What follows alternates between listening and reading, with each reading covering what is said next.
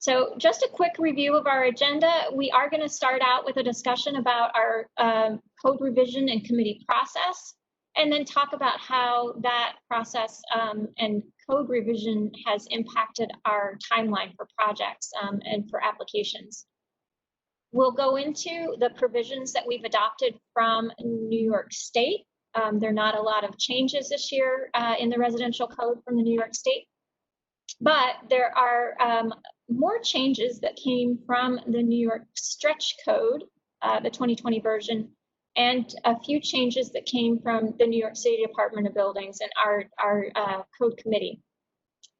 Emily will walk everyone through our resources that have changed and updates to our forms, and we'll finish out with, again, a discussion on how we anticipate the code to change in the future. So let's jump in and hopefully we'll get through the code revision process quickly so we can really focus on the changes to the provisions. We just want to help you understand the background of how we get to the New York City Energy Conservation Code.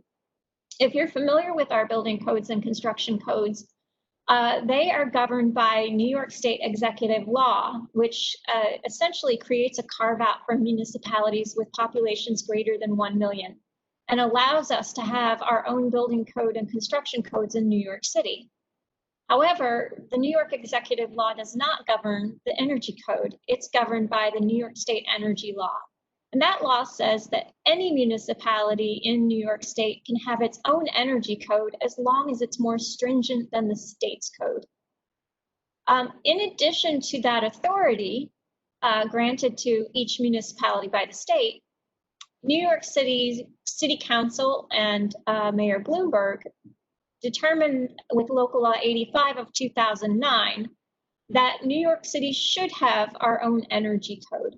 And so since July 2010, we have been working on implementing and maintaining a New York City Energy Conservation Code, now coming up on 10 years of our own code in New York City.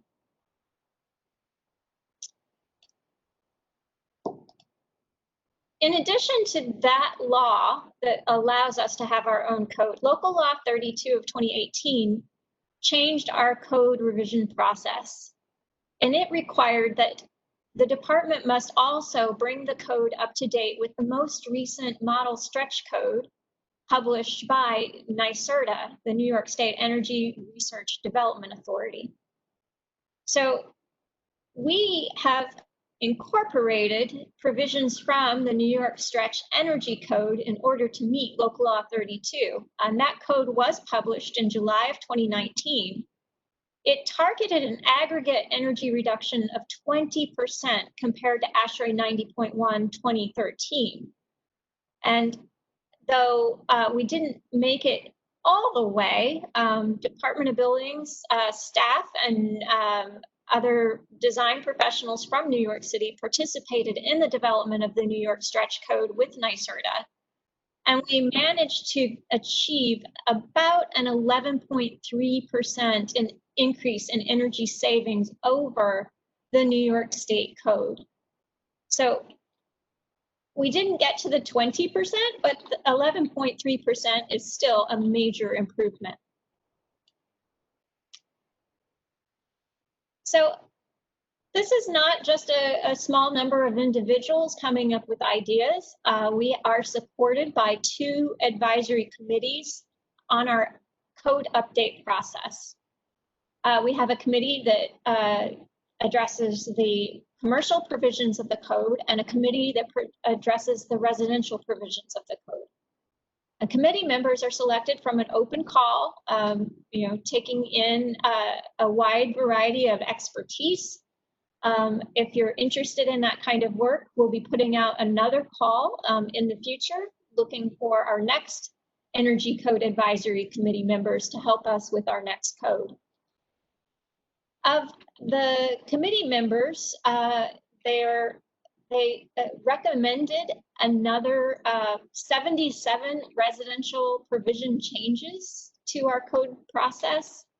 And our committee for the commercial code was even busier and recommended 260 additional changes to our code. Some of those changes made it into the code. Some of them did not, but there is a very rigorous debate process, and we go through every single proposed change to determine whether it should be recommended for inclusion. But finally, what we end up with is a bill that the department takes to City Council, which has all of the changes approved by Commissioner LaRocca.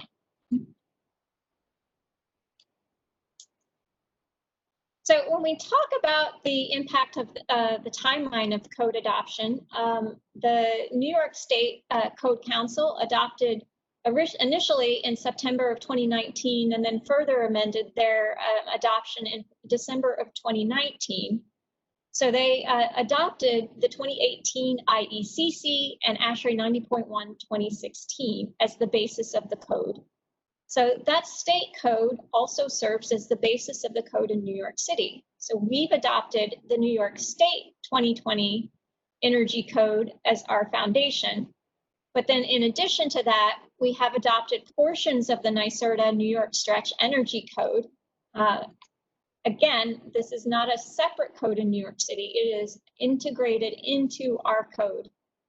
And then in addition to that, local changes from the Energy Code Committee, Advisory Committee at the department, along with adopting legacy changes from the New York City Energy Conservation Code that needed to be preserved from previous code additions. So what's the overall impact of that? The net effect of adopting the 2018 IECC and ASHRAE 90.1 2016 was that energy efficiency increased for commercial buildings by about 8%. On the residential side, the IECC changes resulted in a very small increase of energy efficiency, only about 2%. But then overlaying on top of that, the effect of adopting the New YorkStretch Energy Code, commercial building energy efficiency increased again by about 5% more than the state code, so about 13% more than ASHRAE 90.1 2013. And then the residential efficiency increases from the stretch code bumped up that efficiency savings for residential to about 19% more than the 2016 New York City Energy Code. So these are pretty significant changes that we're really happy about. The New York City 2020 Energy Code became effective on May 12th of 2020. There is a department bulletin number 2 of 2020, that clarifies when the 2020 New York City Energy Code applies to projects. So projects filed now are under the 2020 New York City Energy Code. But the 2016 Energy Conservation Code could be followed if a project was filed prior to May 12th, 2020, as long as that application was complete. And by complete, the department means that it must include architectural drawings, structural, lighting, and the energy analysis. Now, just to clarify, a complete application does not have to include the mechanical and boiler applications that would be submitted under DOB now. If those projects are filed later, that is okay, but the approval for the total project will not occur until all disciplines were reviewed and approved for Energy Code compliance. We also have updated some of our forms, the TR8 form and the EN1 form. Emily will go into detail on that later. We have updates to rules 5001, 5002, and some minor updates to 101-07. We are also supporting this new 2020 code with new versions of ComCheck and ResCheck. Those are available, and you must use those versions of ComCheck or ResCheck that are NYCECC specific for applications in New York City. We also have updated bulletins 7, 8, and 9 of 2020 to clarify how the code applies to alterations in existing buildings. We've updated as well our supporting documents how-to guide. This is an invaluable resource if you're preparing drawings to submit to the department. We encourage you to refer to it. We have training modules on the Energy Code. We are in the process of updating those and putting them on our website. And as I mentioned, all of these base documents that form the New York City Energy Code are in one integrated code, which you can purchase from the International Code Council. And the integrated code is available electronically on our website. So you can go to our website and find the code and refer to it at your leisure anytime, but you cannot print that version of the code. So now let's get into the reason why you're here, and that's the changes to the code that are contained within the new provisions of the 2020 New York City Code. So from the state's code, the 2020 Energy Conservation Construction Code of New York State, for residential projects, there really is only one major change that they have made, and that's to the Energy Rating Index scores, which allows for now inclusion of on-site renewables if the envelope is based on the IECC 2015. And that would be based on the 2016 New York City Energy Conservation Code. So there are some changes that affect the local U factors. We'll talk about those again when we talk about the stretch code. We, through this compromise in the code development process of allowing on-site renewables, the ERI scores actually went up. So they raised the ERI score to account for projects including on-site renewable energy with that backstop based on the 2015 IECC. So you can see that with the state, that score would be a 54. We'll talk about that again. Now let's talk about the new provisions from the stretch code. So this is where we went from 2% to 19% additional energy savings over the 2016 NYCECC.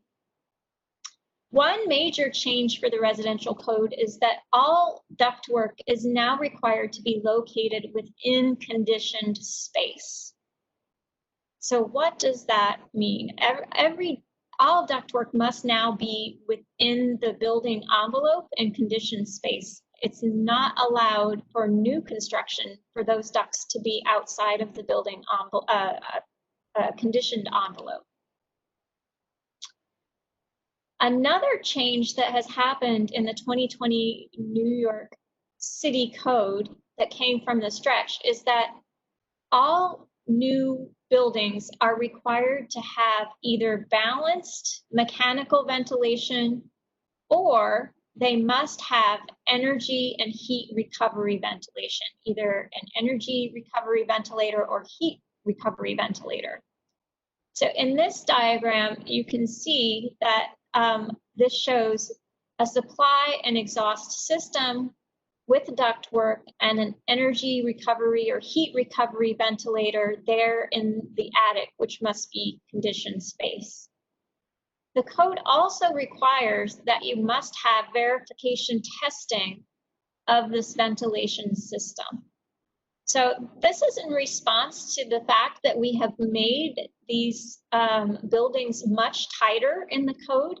And so we need to ensure that we are bringing fresh air into residential buildings in a managed way so that it's brought in at the right temperature, conditioned and delivered to the space, and then we recover that energy as the exhaust exits the building. We've been getting a lot of questions about this, so we will continue to address this change in our FAQs on our website. Another major change from the stretch code that is included in the New York City Energy Conservation Code is that there are new requirements for hot water supply piping within the home to reduce energy loss. There are 4 different options in order to meet these requirements. One is the pipe volume method, which controls the volume of water from the hot water heater to a fixture. One is the pipe length method, which limits the distance that a fixture can be from the heat source.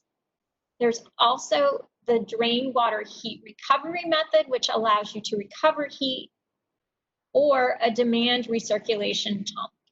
So there are multiple options in how you can meet this new requirement in the code to reduce the amount of heat being lost from hot water servicing the home. Another change in the stretch code was that the ERI score was reduced in the stretch code from 54, which we just reviewed at the state level, down to 50. So this was 62 in the 2020 New York State Code, and again, has now dropped down to 50 in New York City.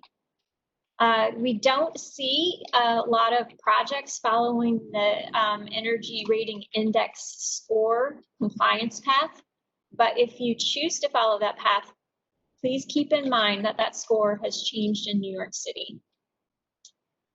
Another change from the stretch code was that New York City did not adopt the solar ready provisions required in the stretch code, which were in the 2016 New York City Energy Code. Those provisions for solar ready have been removed because of local laws 92 and 94, which now require either solar or green roofs on all new constructions and major roof replacements. So this provision was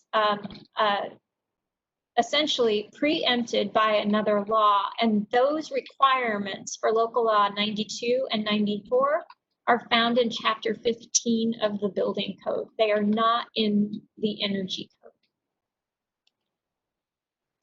Another change from the stretch code is that the code now has provisions for electric vehicle ready requirements. So any new building that includes parking, so this could be an accessory garage, could be part of the home, or it could be parking space on a lot, must have either a 208, 240 volt, 40 amp outlet provided so that you can install an electric vehicle charger, or you have to have panel capacity in the electric panel and conduit for the future installation of an outlet. So this supports, obviously, electric vehicle charging in all new construction. If you are doing a multifamily project under the residential code, 5% of the parking spaces to support that project that are provided must be EV ready. And if there are alterations that create new parking or changes the panel capacity of an existing project that's governed by the residential code, then these requirements for electric vehicle readiness must also be met in those projects as well. That is the remaining provision change from the stretch code, and I'm going to turn it over to Emily to let her walk you through the changes that happened because of the advisory committee and local changes at the New York City level.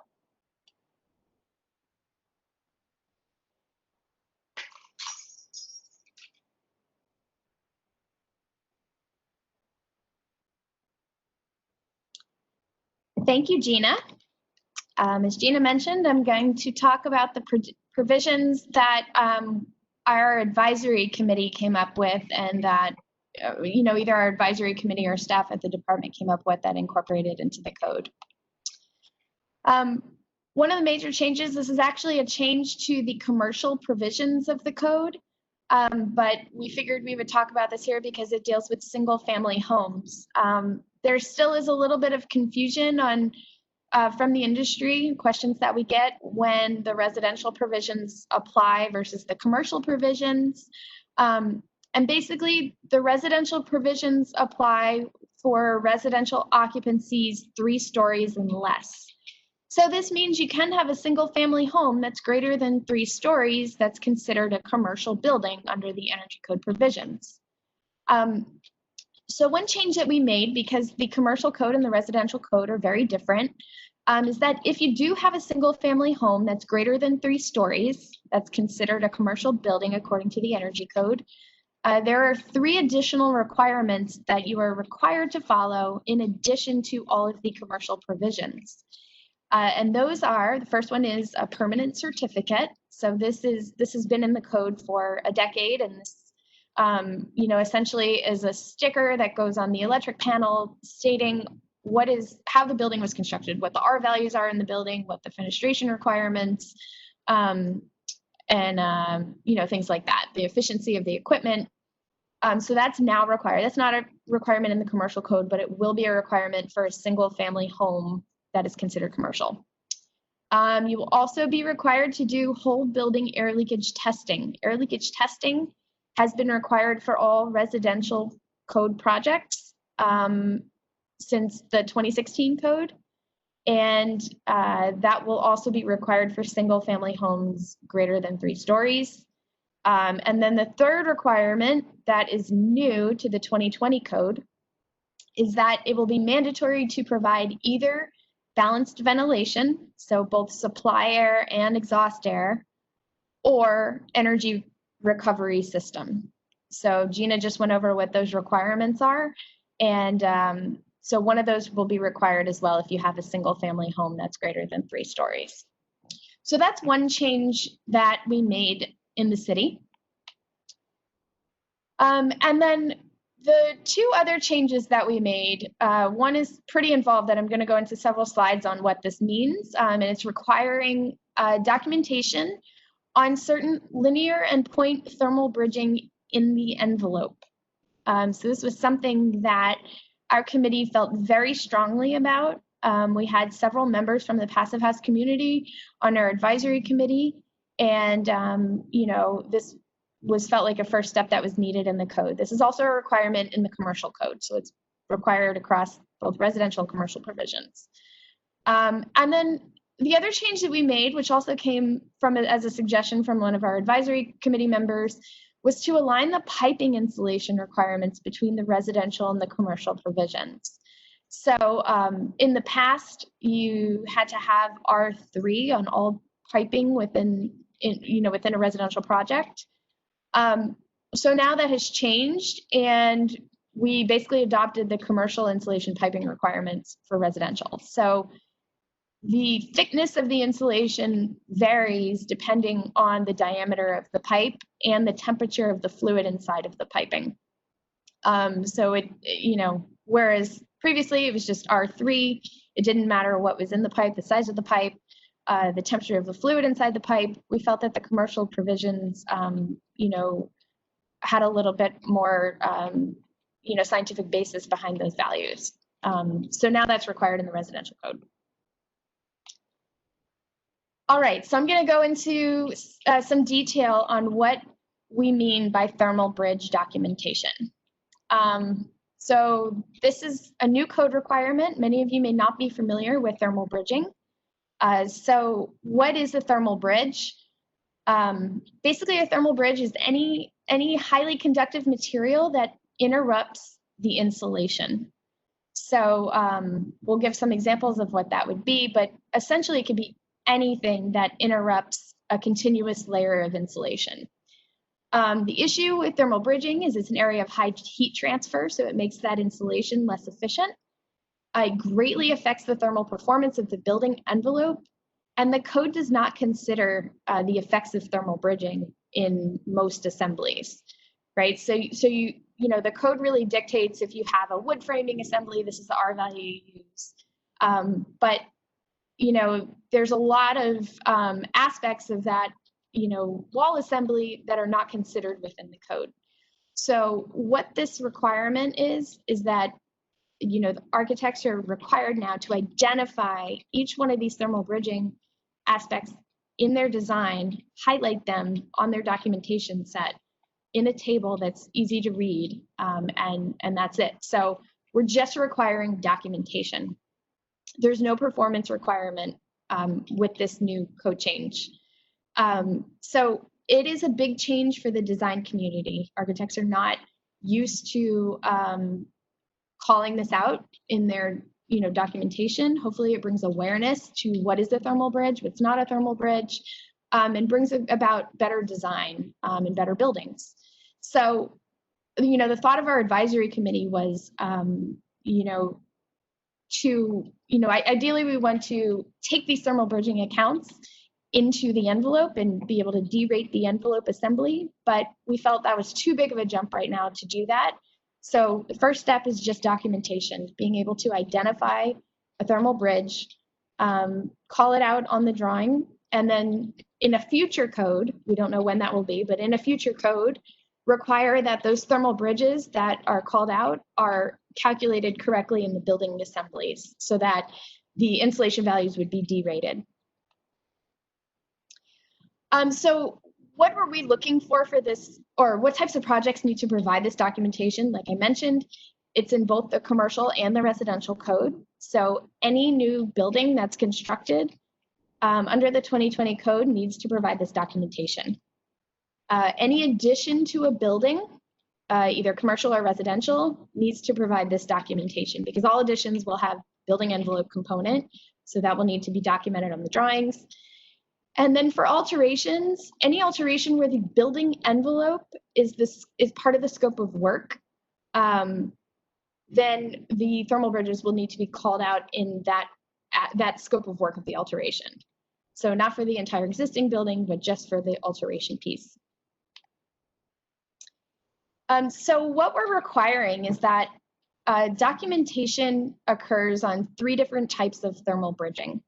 There's clear field assembly, linear thermal bridging, and point source thermal bridging.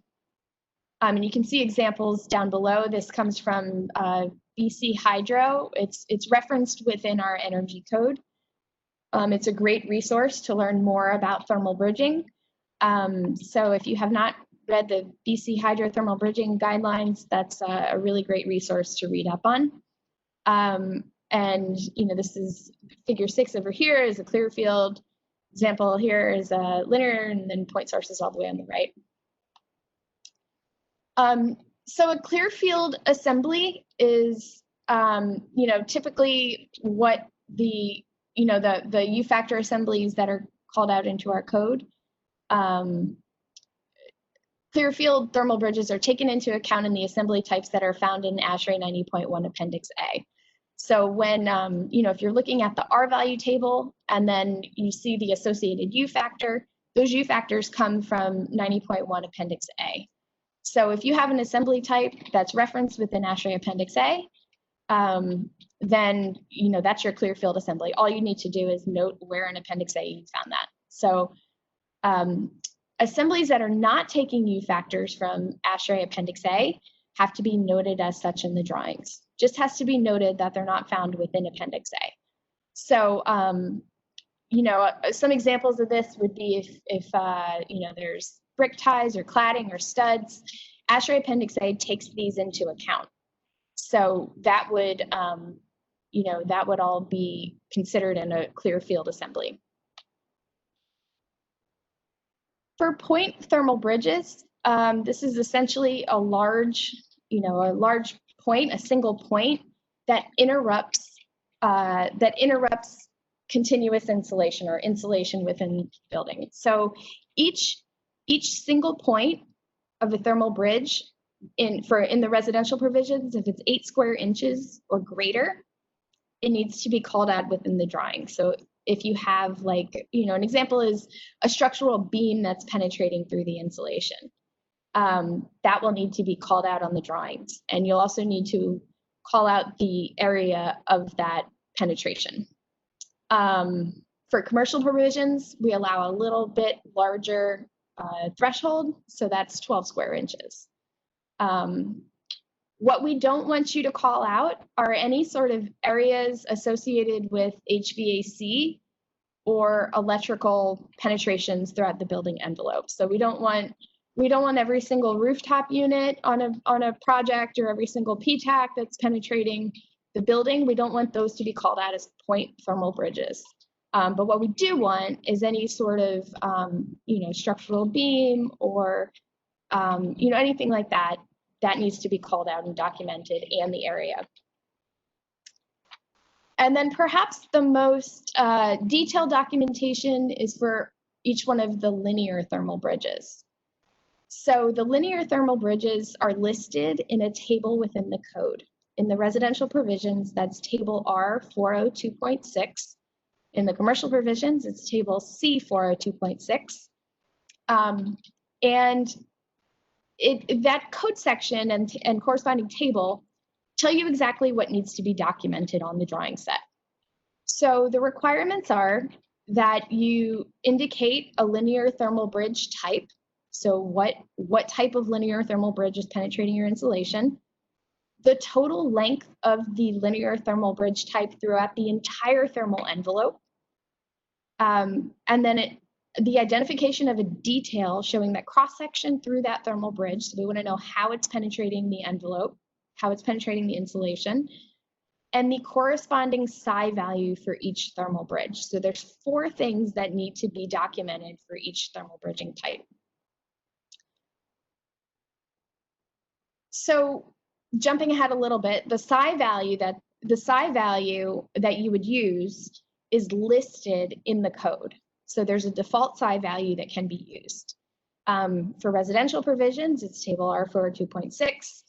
Commercial, it's table C402.6. And those are default values for unmitigated linear thermal bridges. If your design has a psi value that's better or worse, you may choose to use an alternative value that's not listed in the table, but you have to back it up with some sort of analysis or reference material.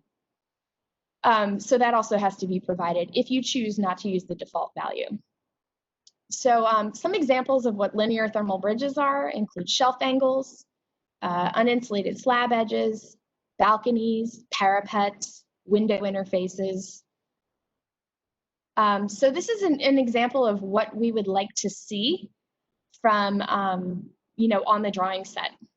So the 4 things that I called out earlier, the linear thermal bridge type. So here's where, in this example, we're showing that this particular project has 3 different types of linear thermal bridging.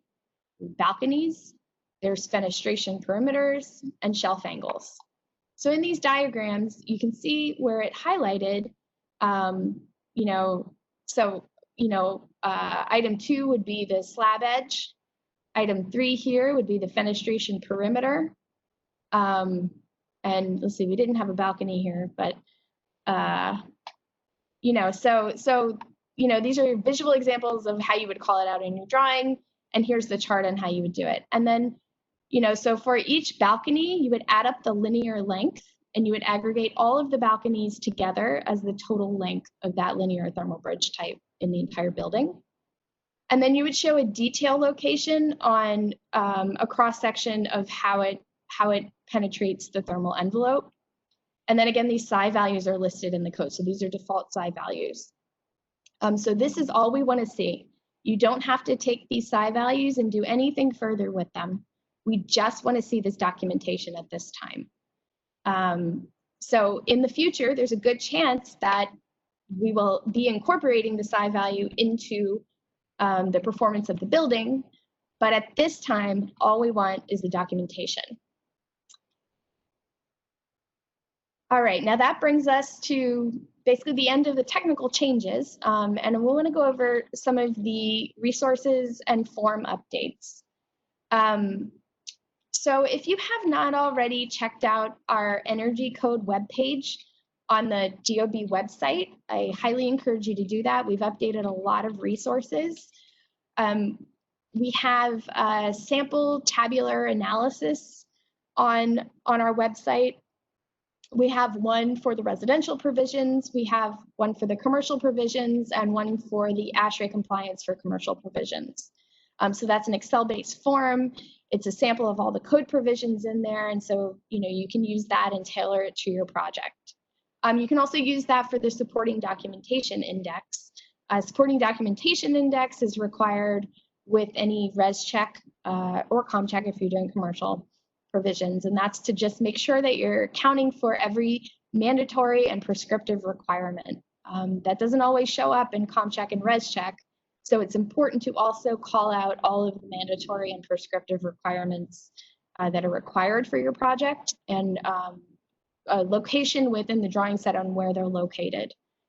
So this, if designers provide this on their drawing set, it helps the plan exam go a lot faster because we know exactly where to look doing the review. Also on our resources page is a how-to guide for supporting documentation. So we go into a lot of detail in there on the new code provisions, how to document certain requirements. So I just went over one example, which was, for documenting the thermal bridging. That is expanded within our how-to guide. We also talk a lot about blower door testing and air leakage, and which TR8 inspection items are required when. We have examples on there for electric vehicle ready and samples of ComCheck and ResCheck for lots of different applications. So please check that out if you haven't. There's also information in there on historic buildings and alterations and additions. So please go check that out if you haven't. And we'll be in the process of updating our FAQs, after this. So I'm going to walk you through the changes that we've made to the TR8 form. Here you see we just made a few administrative changes. Under location, we're now requiring that the bin number of the project is on the TR8 form. We are also requiring that an email address is provided, and we're removing the fax number. So we're just keeping up with the times. For the envelope section, we have just had a few grammatical changes in the TR8 form, but some of the more substantial changes, we changed air sealing and insulation visual to air barrier visual inspection, and we changed air sealing and insulation testing to air barrier testing. We removed loading dock weather seals, which is with the commercial code, and we added air barrier continuity plan testing, which only applies to commercial provisions. So keep in mind, for all residential projects, both the visual inspection and the testing is required. Visual inspection is still a mandatory test or a mandatory check. There's a table within the code that tells you exactly which aspects of the building envelope to visually inspect. Testing is also required. This is a whole building pressurization test, also known as blower door testing. It's required for single, 1-2 family homes, also multifamily dwelling units. So in our how-to guide, we go through a lot of detail and a chart on which progress inspections to check for your project.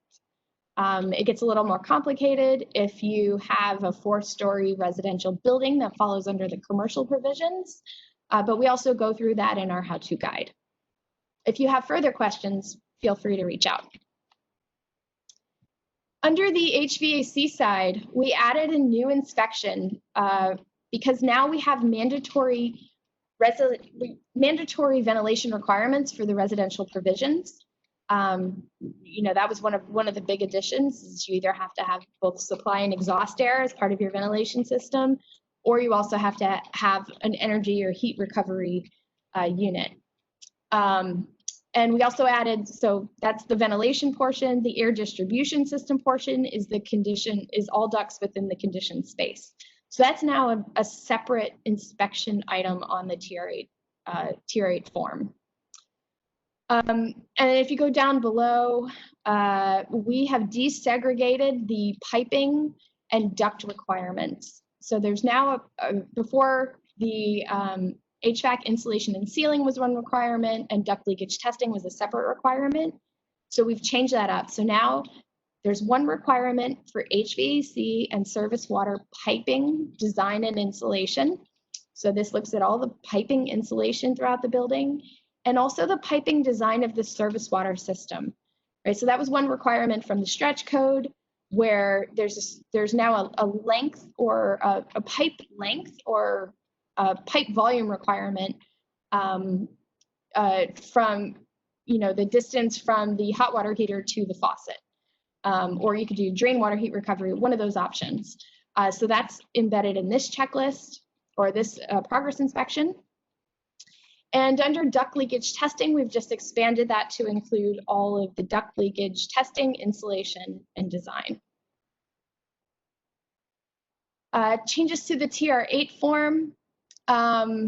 We changed the electrical energy consumption to just include all metering.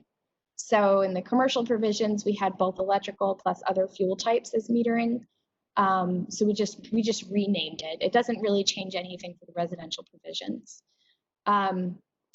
This other change where we added elevators to electrical motors, that only applies to the commercial provisions. There's now certain requirements for elevators. So that would be lumped into a single inspection. And then we changed the last inspection. So solar ready is no longer a requirement in the energy code. I think most of you, if not all of you, are aware that local laws 92 and 94 now require that either solar or a green roof is installed on any new building or any major roof replacement. So that's now a requirement. So there's really no need to have a solar ready provision to, ready a roof for solar because solar is not required. So instead, we changed this provision to incorporate the electric vehicle service equipment requirements. This is electric vehicle service ready. So that's that new inspection. So that pretty much covers all the form changes. As far as ResCheck, I don't have any slides on ResCheck.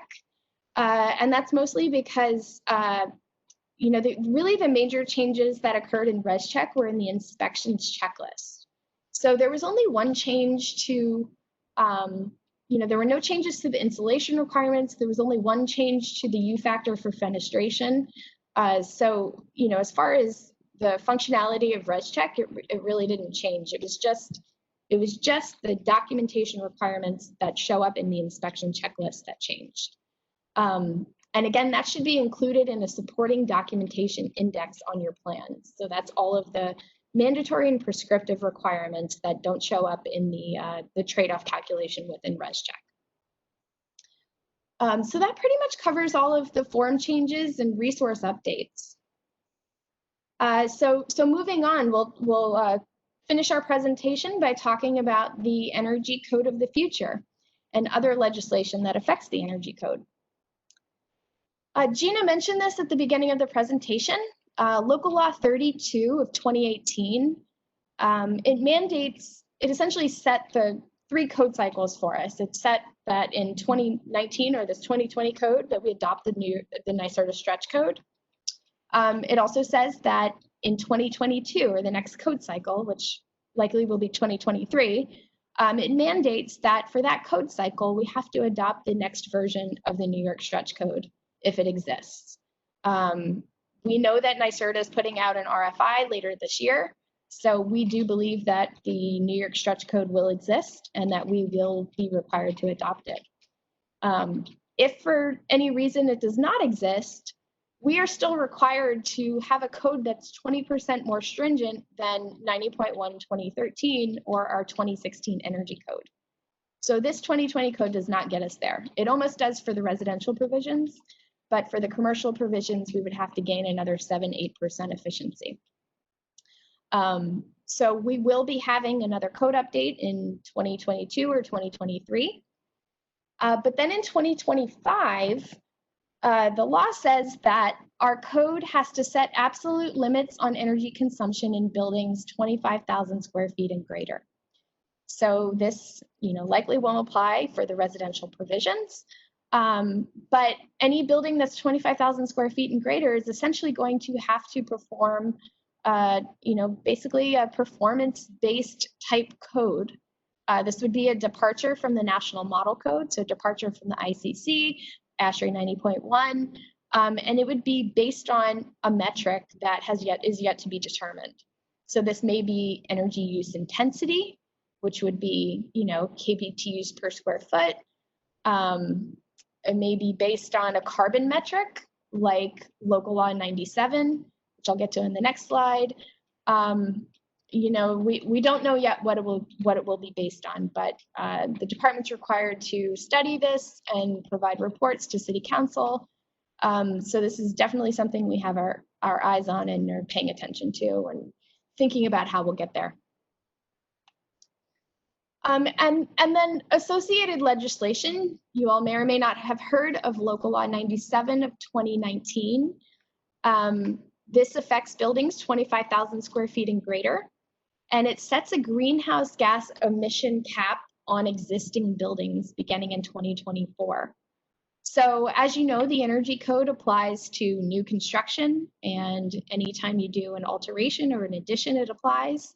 Local Law 97 applies to existing buildings that even if they don't plan on doing an alteration or a renovation, this law still will apply. And it sets an absolute limit, or it sets a limit based on the occupancy type within the building. And then over time, these greenhouse gas emission caps reduce. And, so they start off less stringent in 2025 to 2030, and then in 2030, they become even more stringent. So over time, it's going to require that these existing buildings have to do a retrofit and become even more energy efficient. Otherwise, they're going to face very, very steep fines. Some of the fines, in these buildings based on existing benchmarking data are in the millions. So, it's something that the real estate industry is definitely paying attention to. And, the department currently has an advisory board that's working through, developing rules and things to associate with Local Law 97.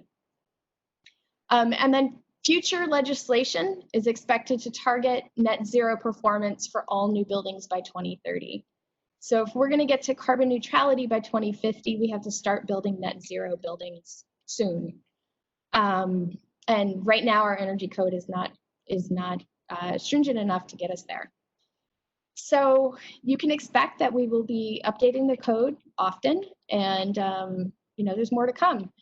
And I just say for any of you that really enjoy the code update process and getting involved, we'll be putting out a call for committee members probably next year at some point, and pay attention to our website and apply if you're interested in participating on the advisory committee. All right, and we just have a few minutes left, so please continue to type your questions into the chat box and we will answer them. Any questions that we don't get to on the chat box, we will be using this to develop FAQs on our website. And if you have other questions that you didn't get a chance to type in the chat box, please send us an email at energycode@buildings.nyc.gov. We typically respond to these within 10 business days. Thank you for coming today.